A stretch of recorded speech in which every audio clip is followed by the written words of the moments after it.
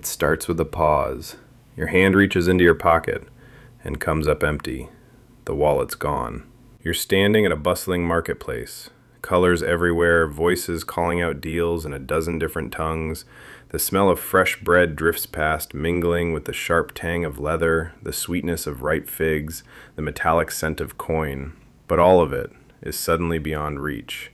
Without money, the stalls are no longer shops. They're just tables. The merchants are no longer sellers.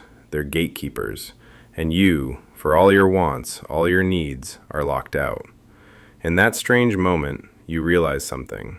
We move through life on an invisible bridge built from a single idea, the idea of value. But value is a trick of the mind, a dance of trust. It isn't the metal. It isn't the paper. It isn't even the numbers glowing on a screen. It's the agreement, the belief that this object in your hand means something, and that someone else will accept it in exchange for something you want. Lose that, and the bridge collapses beneath you. This isn't just a modern problem. It's one of the oldest questions in human history. How do you measure worth? What is money, really? To answer that, we'll have to leave the market behind. We'll travel back to a time before banks and credit cards, before paper bills and copper coins, back to when humanity first learned the art of the deal, and the idea of money had not yet been born. The story of money doesn't begin in vaults or treasuries. It begins with voices in the open air, trading, without coins or bills, a handshake, a promise, and the simple, ancient magic of barter. Long before coins glinted in the sun, long before banknotes crinkled in our hands, there was barter. Picture it, a sun-baked clearing in the shadow of a river valley. People have gathered from miles away, farmers with baskets of grain, hunters with freshly cured hides, fishermen with strings of glistening trout. The air is alive with the chatter of exchange, with the quiet hum of human need meeting human offer. A woman from the next village lays out her wares, pots shaped from river clay, hardened in fire. Across from her, a man places down a woven mat, patterned with the colors of dried reeds. No coin passes between them. Instead, there is an unspoken calculation in their eyes. Is this worth that? In Mesopotamia, millennia ago, farmers traded barley for tools. Shepherds traded wool for meat. The Phoenicians, masters of the Mediterranean, filled their ships not with coins, but with purple dye, cedar wood, and glass beads. Each traded for something they could not grow or craft at home. On distant Pacific islands, entire economies revolved around exchanges of gifts, not in the way we think of buying and selling, but as a weaving of obligation and honor. To give was to gain respect, and to receive was to owe a debt not counted in numbers, but in relationships. Barter was flexible, personal. It worked, most of the time, but it had limits. If you had fish to trade, but wanted grain, you had to find someone with grain who wanted fish. Economists call it the double coincidence of wants, a polite way of saying, good luck finding a perfect match. And then there was the problem of value. How many fish equal a jar of honey? Is a wool cloak worth the same in summer as it is in winter? If a pot breaks on the way home, does the deal still stand? Every transaction was a negotiation, a dance of persuasion, and sometimes a battle of wills. As villages grew into towns and towns into cities, the web of trade became too tangled for simple barter to hold. People needed a measure, something that could stand in for anything, anywhere, something small enough to carry in a pouch, valuable enough to be worth the trip, and trusted enough that a stranger would take it without question. That search for a universal medium of exchange would lead humanity down strange and beautiful paths toward objects of value that were as much symbols as they were tools. And it begins with a shell. Long before the clink of coins rang through a marketplace, long before emperors stamped their likeness into gold, wealth glimmered in the palm of your hand, a cowrie shell, smooth, curved, the color of ivory kissed by sunlight, delicate to look at, yet for centuries it carried the weight of empires. Found in warm tropical waters far from most inland kingdoms, the cowrie was rare enough to inspire desire and durable enough to endure long journeys. It was nature's perfect currency, light, portable, and unmistakable in appearance. In the bustling markets of West Africa, a merchant could run her fingers through a bag of cowries and hear the sound of prosperity, a soft, clicking music that promised food, cloth, or a place to sleep. Across Asia, caravans bore them over mountains and deserts, from coastal traders to distant capitals. In the 14th century, the Mali Empire rose on gold, salt, and trade. Its markets were alive with goods from across the known world: salt from the Sahara, horses from the north, silks from the east, and there, spilling from baskets and jars, were cowries. These shells had traveled thousands of miles, often passing through a dozen hands: sailors, merchants, tax collectors, before reaching Mali. Their journey was marked by risk: storms at sea, theft on the road, and the ever-present gamble of supply and demand. They became more than currency. They became a symbol of the empire's reach. Taxes were paid in cowries, soldiers' wages counted in shells, dowries measured by their weight and number. In a land rich in gold, it was these humble shells that kept the gears of everyday trade turning. Half a world away, in the woodlands of the northeastern Americas, value took a different form: wampum. These were beads carved from the shells of quahog clams and whelks, polished until they gleamed white and deep violet. To the Haudenosaunee and neighboring nations, wampum was more than currency. It was a living record. A string of wampum might mark a promise between families. A belt could preserve the terms of a treaty between nations.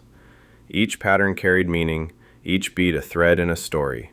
To accept wampum was to inherit its memory, and the responsibility to uphold it.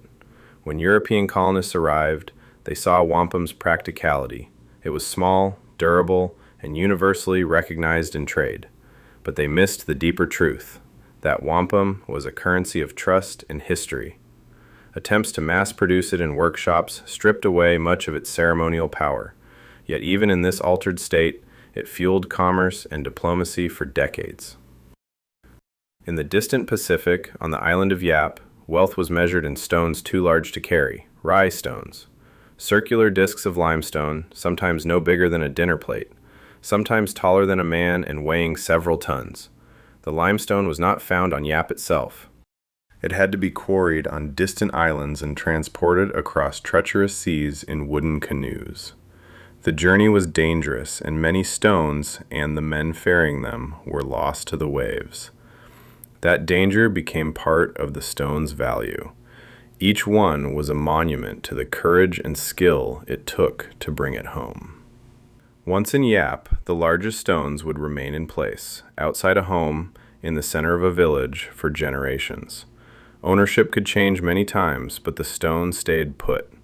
Its true value was not in physical possession, but in the shared memory of who it belonged to. The community itself became the ledger, recording each transfer of wealth in stories passed from mouth to mouth. From shells to beads to stones, these early forms of money shared the traits all successful currency needs: rarity, hard to find or produce, ensuring they couldn't be acquired too easily; durability, able to survive time, travel, and handling; recognizability, instantly identifiable with little risk of confusion; cultural trust, accepted because people agreed it was worth something. Each was born from its environment, shaped by the needs and values of its people, and each shows that money's real foundation is not the material it's made of, but the belief it inspires. For all their beauty and symbolism, these currencies faced challenges. Shells could be forged or imported in overwhelming numbers, upsetting their value. Beads took time to make and could be replaced by imitations. Stones, however mighty, could not be subdivided for smaller trades. As trade expanded beyond local and regional networks, a new demand emerged: a form of money that could be standardized, produced in quantity, and easily divisible, without losing trust. The answer would come not from the sea, nor the forest, nor the quarry, but from fire. From the flames would come a brighter, harder currency, one that bore the mark of kings and carried not just value, but power. The world had learned one truth by the dawn of the 18th century. Money was power. But now, that power was shifting in ways no king, no emperor, no merchant of the past could have fully imagined. For centuries, gold and silver had ruled unchallenged. They were tangible. They glittered in your hand, carried weight in your purse, and offered reassurance that wealth was something you could touch. But as trade networks expanded, as empires sprawled across oceans, the sheer logistics of moving wealth began to strain the old order. Picture a merchant in Amsterdam in 1700. He deals in silks from the East, sugar from the Caribbean, spices from the Moluccas. Each voyage is a gamble: storms, pirates, political upheaval. And yet, even when the goods arrive safely, there's another risk: the journey of money itself. Lugging crates of silver coins across dangerous seas is an invitation to ruin. The solution was to make money lighter. The birth of paper trust. Paper money was not new. The Chinese had pioneered it centuries earlier under the Song dynasty, issuing notes backed by metal reserves. But in Europe, the very idea felt dangerous. After all, paper had no intrinsic value. It burned, it tore, it was worthless without faith. Faith, however, was in high supply, at least for those who wanted to believe. Banks began issuing promissory notes, pieces of paper that promised payment in gold or silver upon demand. At first, these notes were simply receipts for deposits. But soon, people realized the paper itself could circulate as currency. Why go to the bank to collect your coins if the paper could buy the same goods? And with that, a subtle but profound shift occurred. Money was no longer just metal. It was an idea. The true magic of paper money wasn't ink or parchment. It was confidence. As long as everyone agreed that a note was worth what it claimed, it was worth it. But when that faith wavered, disaster struck. One of the most famous examples came from Scotland in 1720, with the tale of John Law, a gambler, an economist, and a man with a vision for a new kind of wealth. Law convinced the French crown to let him establish the Banque Generale, which issued paper money to fuel the economy. He also created the Mississippi Company, promising untold riches from the colonies in North America. At first, the scheme worked like magic. Paper money flowed, investments soared, and fortunes were made overnight. Paris buzzed with speculation. Coaches clogged the streets as aristocrats and merchants rushed to buy shares. But the Mississippi's riches were more dream than reality. When doubts spread, panic followed. Investors demanded gold, the bank couldn't provide it, and the system collapsed almost overnight. John Law fled France in disgrace. The lesson was brutal and clear. Paper money could lift nations or shatter them. Despite the scandals, paper money was here to stay, but gold and silver still held the ultimate authority. This led to the creation of the gold standard, a system where a country's currency was directly tied to a specific quantity of gold. It brought stability. It also brought chains. Under the gold standard, governments couldn't simply print more money in times of need. They were bound by the amount of gold in their vaults. In theory, this kept inflation low and currencies stable. In reality, it often left nations strangled during crises. When wars came, countries suspended the gold standard to print the money they needed, and after peace returned, they scrambled to tie themselves back to gold, like a sailor lashing himself to the mast in the middle of a storm. And then gold fever gripped the world. The California gold rush of 1849, the Australian gold strikes of the 1850s, the Klondike in the 1890s. Each discovery unleashed waves of migration, speculation, and chaos. Entire towns sprang up overnight. Merchants grew rich, not from gold, but from selling supplies to miners. For a time, gold seemed limitless. But like all resources, it was finite.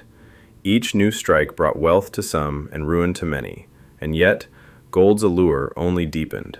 Its shine was as much about psychology as economics. Kings had waged wars over it. Explorers had died chasing it. Now, it underpinned entire economies. But another revolution was coming, one not dug from the earth, but conjured from the minds of bankers and governments. By the late 19th century, industrialization was transforming the globe. Railroads stitched continents together, telegraph wires sent messages in seconds. Trade reached a scale unimaginable a century earlier. Gold, for all its prestige, was proving too rigid for a modernizing world. The future of money would not be measured in ounces, but in trust, policy, and perception. The next chapter of money's story would not be written in the mines of California or South Africa, but in the marble halls of central banks. And in that chapter, the question would no longer be how much gold do we have, but rather how much faith can we command? Because in the end, money had always been a story we tell ourselves, and that story was about to change forever. Picture this. A dusty caravan winds its way along the Silk Road. The sun is merciless, the air thick with the smell of sweat and spices. In the lead wagon sits a merchant from Samarkand, his cargo a fortune in fine silk and lapis lazuli. But hidden beneath the bolts of fabric is something far more precious. A folded slip of paper. On that paper is a promise. A promise that hundreds of miles away in a bustling city, someone will pay him in silver. It is, in essence, money without the metal. The Chinese Revolution in currency. Our story begins in China, during the Tang Dynasty, over 1,000 years ago. Merchants there faced the same problem as our Silk Road trader. Metal coins were heavy, cumbersome, and dangerous to carry. So ingenious moneylenders began offering jiaozi, paper notes that represented deposits of coin held securely elsewhere. At first, these were private creations, backed by the reputation of the lender. But by the Song Dynasty in the 11th century, the Chinese government stepped in and issued the world's first official paper currency. They printed them with wood blocks, decorated with intricate designs to deter counterfeiters. Each note carried the emperor's seal, and with it, the weight of imperial authority. And for a time, it worked brilliantly. Trade flourished, markets expanded, and the idea spread along the trade routes. But paper money was a dangerous alchemy. If too much was printed, its value dissolved into nothing. The Song learned this the hard way, an early warning of a problem that would haunt economies forever. When the Venetian traveler Marco Polo arrived at the court of Kublai Khan in the 13th century, he was stunned. Here was an empire stretching from the Pacific to Eastern Europe, and yet the great Khan's treasuries did not overflow with gold and silver. Instead, Polo watched in disbelief as court officials handed out slips of mulberry bark paper, as if it were pure gold. The Khan's subjects accepted them without hesitation. Polo marveled, "This the greatest wonder of all. The Khan causes these pieces of paper to be received as if they were pure gold." To a European mind, raised on the clink of coins, this was sorcery. But it worked because of something far more potent than metal, trust. The Khan decreed the paper was money, and his word carried the weight of an empire. The idea took centuries to gain traction in Europe. Medieval banks in Italy, like those run by the Medici family, used promissory notes and bills of exchange to move wealth without moving gold. But these were tools for merchants, not the public. Then came the goldsmiths of 17th century London. People deposited their gold for safekeeping, and the goldsmiths issued receipts. Eventually, these receipts began changing hands in markets and taverns. They were easier than lugging metal around. Bankers noticed something extraordinary. Not everyone came to withdraw their gold at the same time. This meant they could lend out more paper than the gold they actually held, pocketing interest on the loans. This was the birth of fractional reserve banking, a system that still underpins global finance today, and one that would fuel both prosperity and panic for centuries to come. In 1694, England faced a crisis. War with France had drained the treasury. The crown struck a deal with wealthy merchants. They would lend money to the government, and in return, they were allowed to create the Bank of England. The bank issued notes, promises to pay the bearer in gold. These notes became the lifeblood of commerce. For the first time, paper money in Europe wasn't just a merchant's tool. It was national policy. From here, paper currency spread across the Atlantic to the American colonies, then across the globe. It It was faster, lighter, and more flexible than coin, but it carried a hidden danger. It relied entirely on the belief that the paper could be exchanged for something real. In good times, paper money was a miracle, fueling trade, speeding up transactions, and knitting economies together. But in times of fear, the illusion could shatter. Wars, political instability, and reckless printing could trigger inflation. In France during the 1790s, revolutionary leaders printed so many assignats that the currency collapsed. Prices soared. Bread became unaffordable. Paper that once bought a loaf now barely lit a fire. The lesson was clear. Paper money was a tool of staggering power, but if abused, it could destroy a nation's economy. By the dawn of the 19th century, paper money was no longer an exotic experiment. It was the foundation of modern finance. But it also set the stage for new kinds of crises: bank runs, speculative bubbles, and a question that would haunt every government and central bank from then on. How much trust can a piece of paper truly hold? The story of money had shifted from the jingle of coins to the rustle of paper. The next chapter would test just how far that transformation could go, and whether wealth could truly exist without any metal at all. The 19th century was an age of roaring machines, clattering railroads, and cities swelling with smoke and ambition. The Industrial Revolution had transformed the way people lived, worked, and traded. But behind the soot-stained factories and bustling ports was another revolution, quieter, but just as powerful. A revolution in money. This was the century when trust was cast in gold, and gold became the heartbeat of the world. For centuries, coins made of precious metals had been the standard of wealth. Gold was beautiful, rare, and, unlike the paper notes that governments could print on a whim, it couldn't be conjured out of thin air. But as industry sped up and the volume of trade exploded, there was a growing need for stability across borders. Merchants wanted to know that the money they received in Hamburg would be worth the same in New York, Bombay, or Melbourne. And so the great powers began to rally around a bold idea: the gold standard. The concept was deceptively simple. Every paper note in circulation could be exchanged for a fixed amount of gold held in reserve. Your pound sterling, backed by a specific weight of gold. Your US dollar, the same. It meant that no matter where you went, your money was as good as the gold it represented. It was a promise, one governments dared not break. And in an era where trust meant everything, that promise made the gold standard the bedrock of global finance. The gold standard emerged alongside the industrial age's giants, banking dynasties whose names became synonymous with power. The Rothschilds in Europe, J.P. Morgan in America. These were men who could, with a flick of their pen, decide the fate of nations. Railroads, telegraphs, and steamships shrank the world, and banks became its nervous system. Gold moved from vault to vault as governments paid debts, funded wars, or fueled new ventures. And with gold as the anchor, international trade became smoother, faster, and, for a time, more predictable. A ton of coal mined in Wales could be sold in Argentina without the buyer fearing wild currency fluctuations. Cotton grown in India could be shipped to Manchester with the payment guaranteed in gold-backed notes. It was as if the world's economies had been tied together by a glittering chain. Yet gold stability came at a price. Because the supply of gold was limited, so too was the supply of money. If a country's gold reserves ran low, it couldn't just print more cash. It had to either mine more gold or import it from abroad. And that meant economic growth could be throttled by the speed at which gold could be dug from the earth. In good times, the gold standard gave the world confidence. In bad times, it became a shackle. Economic downturns could spiral into depressions because governments were unwilling or unable to inject more money into their economies without the gold to back it. And when the chain tightened, it wasn't the bankers or the politicians who felt it first. It was the workers. The coal miner in Wales, whose wages fell. The dockhand in New York, whose shifts were cut.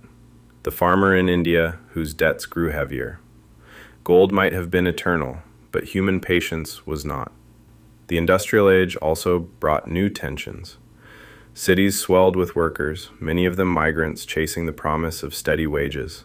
But the same machines that created wealth also crushed bodies, and the same banks that financed railroads also foreclosed on farms. And gold wasn't the only metal that mattered. In the United States, a fierce debate raged in the late 1800s over whether silver should also back the dollar, the famous free silver movement. Advocates claimed that adding silver to the mix would expand the money supply, relieve debtors, and loosen the grip of the Eastern banking elite. Opponents warned it would cause inflation and undermine the dollar's stability. It was more than an economic argument. It was a clash of values. Gold was the metal of bankers, international trade, and the wealthy.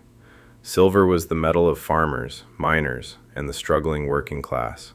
And though gold would win this round, the conflict revealed something deeper. Money wasn't just about trade. It was about power. Who held it, who made it, and who got left behind.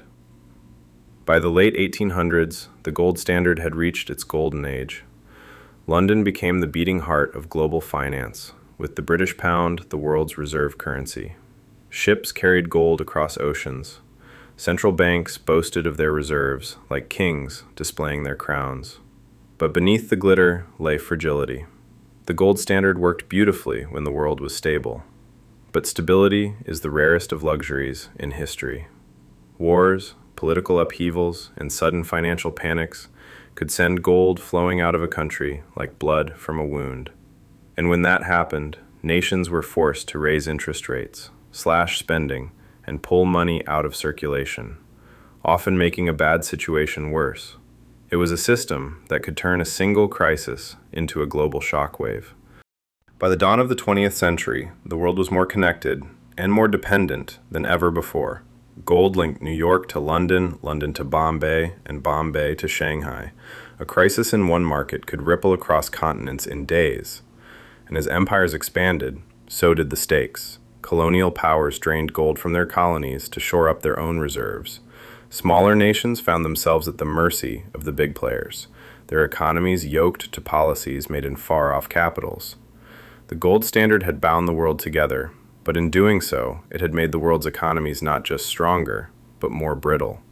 And soon, that brittleness would be tested as never before, because somewhere in the capitals of Europe, armies were drilling, alliances were forming, and the thunder of war was rolling in from the horizon. It started small, almost invisible. In the mid-20th century, banks began experimenting with storing account balances electronically. No more waiting for paper ledgers to be updated. Your money existed as numbers on a screen. And with that shift, something remarkable happened. Money became less tangible. Credit cards appeared in the 1950s, with American Express and Diners Club leading the charge. They didn't just change how people paid, they changed how people thought about paying. For the first time in history, you could buy something today and pay for it later, without carrying cash or visiting a moneylender. Plastic replaced paper, and the convenience was intoxicating. By the 1980s, ATMs had made cash dispensable at the click of a button. You didn't need a bank teller. You had a machine that would obediently hand you your own money, day or night. And behind the scenes, banks were talking to each other across global networks, shifting digital balances at the speed of light. If you've noticed, the physical act of holding your money has become rare. In the 21st century, we tap phones, scan watches, or click a mouse, and the transaction is done. It's fast, it's clean, and it's invisible. But invisibility has a price. When gold coins jingled in a purse, you felt the weight of your wealth. Today, money exists as a series of digits in a database, money you may never physically touch. In a sense, it's become pure trust. Trust that your bank keeps accurate records. Trust that the government backs the currency. Trust that no keystroke error or hacker wipes out your life savings. Then came Bitcoin. In 2008, while the world was still reeling from the global financial crisis, an anonymous figure using the name Satoshi Nakamoto proposed something radical. A currency with no central bank, no government, no middleman. It was called cryptocurrency, and it ran on a new kind of system, blockchain. Every transaction was recorded in a public ledger that anyone could verify, but no one could alter. In theory, it was incorruptible. To some, it was a technological marvel, the 21st century equivalent of discovering gold in California's hills. To others, it was a digital Ponzi scheme with no real-world anchor. But in the decade that followed, Bitcoin's value skyrocketed, fortunes were made and lost overnight, and crypto became both a buzzword and a battleground. Soon, there were thousands of cryptocurrencies: Ethereum, Litecoin, Dogecoin, each promising to redefine money in its own way. Some aimed to be faster, others more private, others programmable to run entire financial systems automatically. And behind it all was a gold rush atmosphere, a fever not unlike the one that once sent prospectors west with pickaxes and dreams of riches. The history of money has always been tied to the history of power, and the digital age is no exception. Today, the world's largest payment processors, Visa, MasterCard, PayPal, handle trillions of dollars annually, influencing economies as much as some governments. And as cash declines, the question grows sharper. Who controls the system when all money is digital? In some countries, central banks are experimenting with CBDCs, central bank digital currencies. On paper, they promise efficiency, transparency, and security, but they also raise new questions about surveillance, privacy, and control. If every payment you make is recorded in a government ledger, how private is your financial life? Even as cryptocurrency stirs debate, the financial world is already exploring the next frontier, merging money with artificial intelligence, biometric verification, and global instant transfers. Imagine a world where your identity and your wallet are one and the same. A microchip under the skin, or a digital wallet unlocked by your heartbeat. Payments would happen automatically, invisibly. You walk out of a store and your account is debited in real time. No swiping, no tapping, no thought at all. For some, it's the ultimate convenience. For others, it's a terrifying loss of autonomy. History has shown that money is never just money. It's a reflection of the values, fears, and ambitions of the people who use it. From the first cowrie shells traded in a Neolithic market to the trillions of dollars moving through fiber optic cables today, the essence of money has remained constant. It is a shared belief, a collective agreement that this thing has value, whether it's a gleaming coin, a printed bill, or a line of code. But the form it takes has changed with every leap in human ingenuity, and each change has brought winners and losers, visionaries and villains, fortunes and failures. The digital age is just the latest chapter in this long, unpredictable story. And if history has taught us anything, it's that the way we think about money today may seem quaint 100 years from now. Money is more than metal, paper, or code. It is a story we tell ourselves, a shared faith and value, trust, and possibility. From ancient shells traded by riverbanks to digital coins flowing through invisible networks, money has shaped civilizations, sparked empires, and upended the world. It has been a promise kept and a promise broken, a tool for creation and destruction, a mirror reflecting the human condition. And as long as people dream, trade, and hope, money's story will continue, written not just in vaults or ledgers, but in the lives we live every day. So the next time you reach for a coin, a bill, or tap your phone to pay, remember, you are part of that story, an unbroken thread weaving through time, connecting past and future in the endless ledger of human history. This is the Dusty Ledger. Until next time, keep watching the story unfold.